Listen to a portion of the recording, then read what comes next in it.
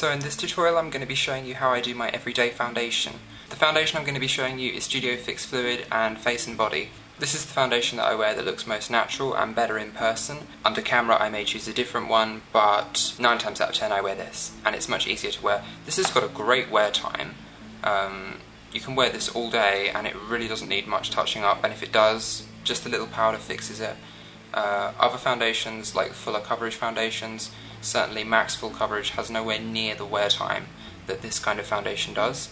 So for everyday use, this foundation is perfect. Right, so to begin, I've got nothing on my face except obviously my eyebrows, and I'm going to be taking a bit of primer.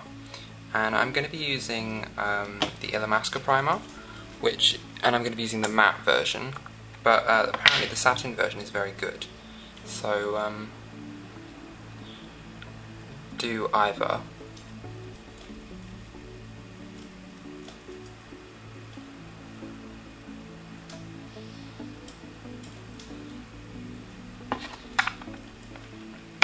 I have quite dry skin, so I don't worry too much about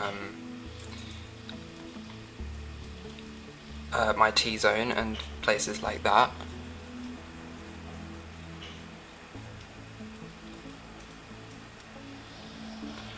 But if you have particularly oily skin in certain areas around the nose and the forehead here, then match your primer in thickness there.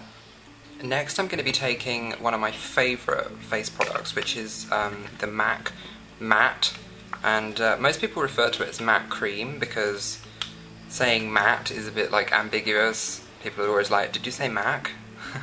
So yeah, I'm just going to be taking this, which is, I don't know if this is a pro product actually, I don't think it is, I'm not really sure. I'll have to find out and put it in the description. I'm going to be taking a little bit of this and just putting it in areas of my face. You can apply it straight from the bottle actually.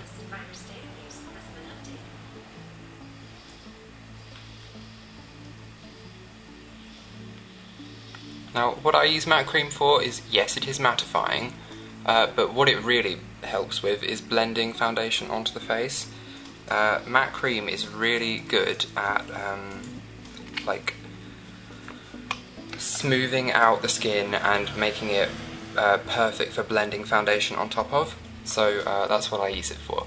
Matte cream doesn't really do a good job at keeping your face matte throughout the day, it just mattifies it when you put it on. So now I've got my matte cream on and it's smoothed over my face, I need to make up some foundation. Now the foundation I'm going to be showing you today is Studio Fix Fluid plus Face and Body. So here I have Studio Fix Fluid, this is NC15, and I've got Face and Body.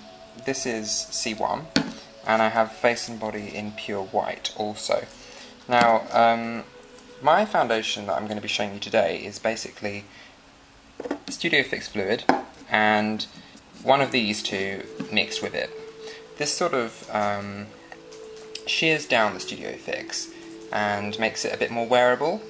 Yeah, now I'm going to be using pure white Face and Body today to actually lighten the shade of NC15, which I'm using in Studio Fix. So the reason I have this here is just to show you that you don't have to be using pure white if you don't want to lighten the shade of NC15 or lighten the shade of whatever shade you're using, then you don't have to use pure white. But I won't be using that for today. So I'm going to be taking 1 pump of Studio Fix Fluid, perhaps a little more if you need it. And then about the same volume of Face and Body in white.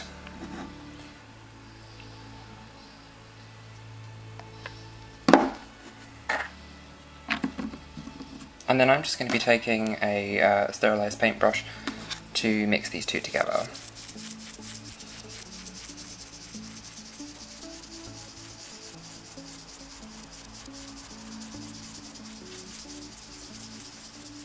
And that's the shade I'm going to be using right now. Obviously you can add more Studio Fix or less Studio Fix in relation to the Face and Body you're adding, just to adjust the colour or the how sheer the foundation is. So that's all up to you, but that's the mix that I would use, about 50-50 as far as volume is concerned. So now I've mixed up my foundation, it's time to apply it. I'm going to be taking an Illamasqua foundation brush like this one, taking some foundation on that, and I'm just going to be applying it. I like to start here, but you can start anywhere. A lot of people will tell you should start at the centre of the face and work outwards, radially, but I don't know. I don't find that particularly helpful at all, so I don't do that. I just start here. I don't really think it really matters where you begin.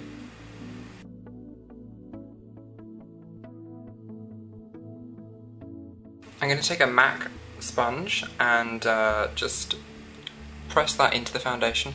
This takes off the excess and corrects the texture.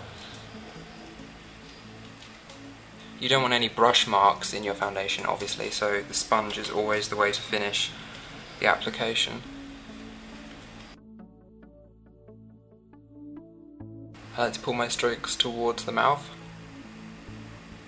and that helps to get a good defined lip shape if you're putting lip makeup on. Take your foundation up to the eye, but don't put on high coverage around the eye because that will crease. And then take a sponge to smooth it away from the eye, so it all sort of blends towards the eye.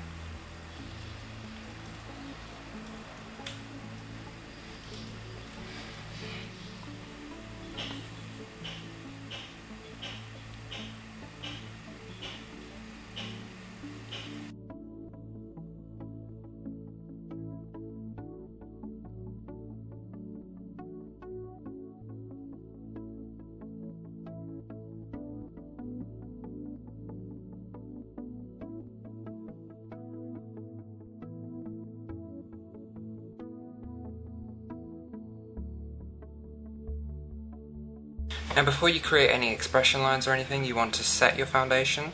I'm going to be using Illamasqua's loose powder in LP 115, which is their lightest shade currently. They do translucent, and they used to do white, which was awesome, but they don't do white anymore, so translucent or 115 is probably what you want to use if you're looking to do pale foundation. Illamasqua also do the best powder brush. This one here. This is absolutely amazing quality. Just gently dust that on. You don't want to sort of drag the brush too much. You want to sort of put it on and sort of almost dab it on so that you don't ruin the texture.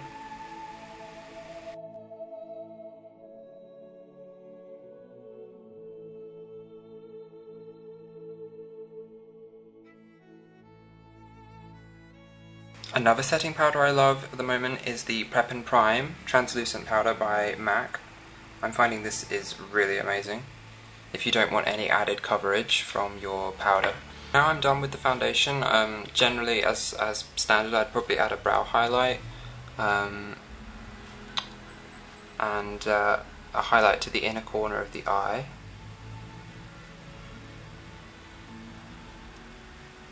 I don't put foundation like under the eyebrow because it just makes it harder to apply eyeshadow in my opinion, so I don't do that.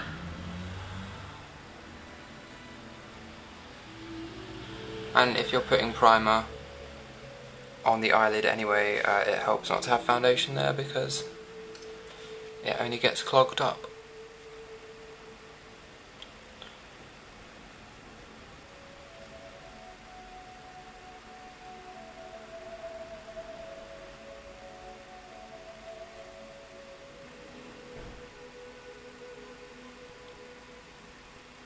Little highlight.